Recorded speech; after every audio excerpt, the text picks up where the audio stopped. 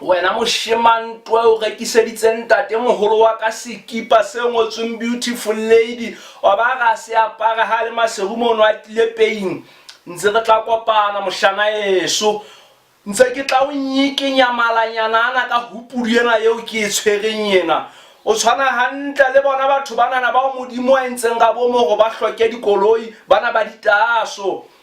motho ka monyolla wa mofa phamiswa mofa lift ya tsamaya ka dietanyana ka ntle ho tsela tse mo shebileng le ka hanong ya re ha keta o kena ka koloing ya re sukusuku ka ntle ha o feta tshepe ya majeremane koloi ya bense utlwa sa re more jwale hona ho fetang he jwale mona he re bua ka koloi utlwa o ipotsa hore na hona ho ho palameng hona ke mosadi moholo na ha re kopane mono Victoria Hotel Meloding Hall ka la bohlano lona le na e tla be le di 1 tsa kgwedi ena ya March le na so e tla be tshwere mokitjana o bitswang back to school mono a thuma kena ona e tla ba 80 maloti fela ebile o fuwa le dijo hape